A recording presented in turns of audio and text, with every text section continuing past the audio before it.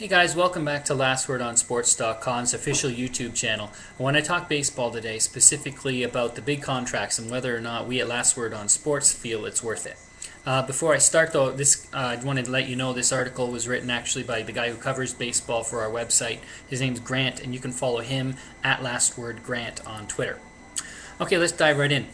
In recent years, baseball has had a shadow cast across it that has less to do with the sport and more to do with controversy. While the steroid story has started to lose some visibility in the offseason, we were traded to a new arena of debate, this one related to the outrageous salaries. The lack of a salary cap or profit sharing has made baseball one of the most outrageous sports for signings in the world. Of the top 10 highest contracts in the world, 9 of those contracts are commanded by Major League Baseball players. As of opening day 2012, the Yankees had the highest payroll, surprise, surprise, in baseball at close to $200 million. That's not a big surprise at all, but what it was surprising for me was San Diego Padres with just over $55 million, making the difference between the two $150 million. Some of those numbers highlight how baseball has become less about developing players and more about buying them. Some of the biggest names in this last season have signed new contracts, all of which are enormous, with the likes of Prince Fielder and Albert Pujols, Joey Votto, just to name a few. The question now we ask is whether or not they're worth it. In this stage of the season and their careers, let's look at some of the return on the investment that these clubs can respect. Let's start number one, A-Rod, $275 million over 10 years, equaling $27.5 million per. Since signing his contract with the Yankees in 2008, A-Rod has had a batting average of under 300 and has been averaging about 30 home runs a season. Although he has maintained a respectable slugging percentage of about .475 and over 100 RBIs most seasons, we should say that let's cut A-Rod a little bit of slack. He has had some injuries to deal with. But do you think that he's worth $27.5 million? We definitely do not.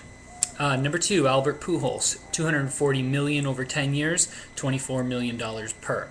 Albert just signed this contract with the Angels in this last offseason, so it's a little early to gauge whether or not he's delivering on the investment. But for the record, he is only batting .276 this season so far, but he does have a career batting average of .328, so we expect that to jump. He's also got around 40 home runs a season and well over 100 RBIs with a slugging percentage of about .450. Well, he may be off to a slow start. Pujols is one of the most consistent and solid hitters in baseball, and we anticipate that his numbers will increase, and we actually believe he might be worth one of the highest contracts. Number three, Joey Votto, $225 million over 10 years, which averages out to $22.5 million per season. In all fairness, Votto's contract has not yet come into effect, but let's look at his performance to date and see if it's warranted. Votto has only been in the league since 2007, and since that time has a respectable average of about .312, with over 100 RBIs per season and an astounding slugging percentage of .547, and had one of the highest walk percentages in the league too. He is young and shown a ton of potential, and he's got a lot of upside. Only time will tell with whether or not Joey Votto is worth this money, but based on league expectations for contracts, we think that his contract is actually somewhat warranted.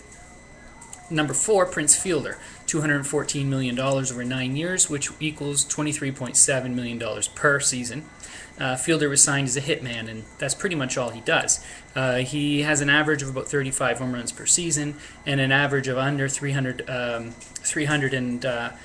so that makes him, not quite as valuable, especially because he can't play the outfield or infield as many of the other players can.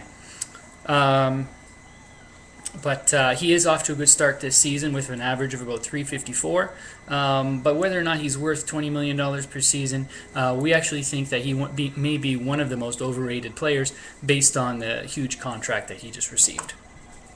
Number five, lastly, Derek Jeter. Jeter at $189 million over 8 years works out to about $18.9 million per season. Now, if you really look at Derek Jeter, he was signed because of his name. He's signed because he's a dugout guy. He's signed because he's good in the locker room, and he's Mr. Yankee right now. Now he does have good stats to back up his salary at about 20 plus stolen bases per season, a career batting average of .313. He's a perennial all-star, and he puts in more plate appearances than most players in the league by far. So there you have it. We actually think out of those five, Derek Jeter and Albert Pujols may be worth their contracts, with Joey Votto up there as well.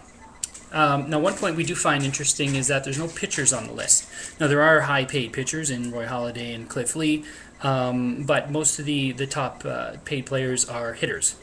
Now, one thing interesting to note, though, is that the pitcher is obviously the only one who can control a game by himself. Literally, he can, shut a team down and win the game for his team, whereas no other, player can do the same thing.